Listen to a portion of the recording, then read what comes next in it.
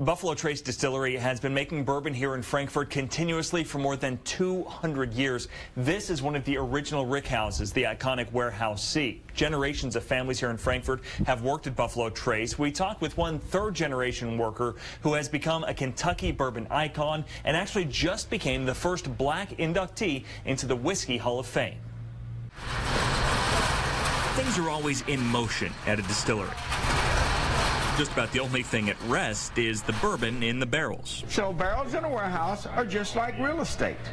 Location, location, location. Maybe the most active place to be at Buffalo Trace is a tour led by this man. Well, listen, on behalf of Buffalo Trace, my name is Freddie. Freddie Johnson says there's bourbon in his blood. I started playing here when I was 5 years old. His grandfather, Jimmy Johnson Sr., was childhood friends with Colonel Albert Blanton, an eventual president of the distillery. But they became friends, and Colonel Blanton took a liking to my dad, my granddad.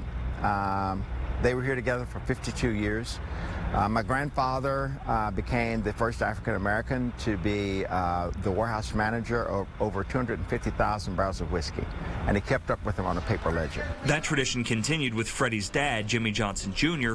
Then Freddie fulfilled a promise he'd made to his dad that they would work here together. He became a tour guide in 2002. It's really kind of eerie. I played here as a kid, and my background is engineering, chemistry, and science. So I approached it like a kid. Going into a jelly bean factory or something. Now the distillery's VIP visitor lead, Freddie, has become famous for his tours. Come on inside. People try to think about the distillery as a place, and I try to get them to think of it as an emotion. They may not remember everything that you say, but they will always remember how you made them feel. He was inducted into the Kentucky Bourbon Hall of Fame in 2018. Then, just last week, the Whiskey Magazine Hall of Fame, their first black member. Yeah, that's pretty cool. I really haven't processed all of that yet. Historically, the bourbon world hasn't been known for its diversity.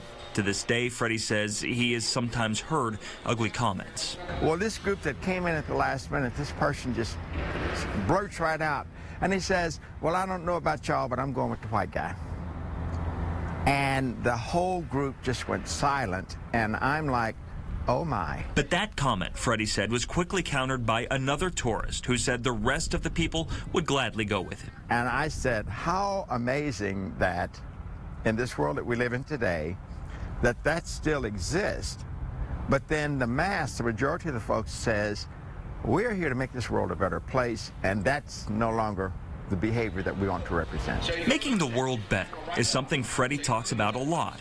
The Kentucky Black Bourbon Guild has a scholarship named in his honor. And so far, we have sponsored 9 students under that scholarship fund. And sales of his namesake at the distillery, Freddie's Old-Fashioned Soda, helped preserve nearby Green Hill Cemetery, which has a monument to black soldiers from Kentucky who fought in the Civil War. The cool part about that is that's my legacy.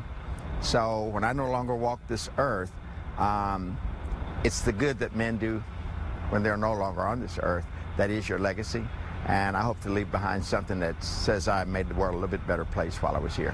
That's what drives Freddie to make an impact on everyone who steps foot on the grounds of Buffalo Trace. So that's my hope in doing all this, is just to let everybody know the world's a pretty cool place. And it's just the people you meet along the way that make it better. Better, and like the bourbon resting in those barrels, a little richer, too. Sean Moody, Evening Edition.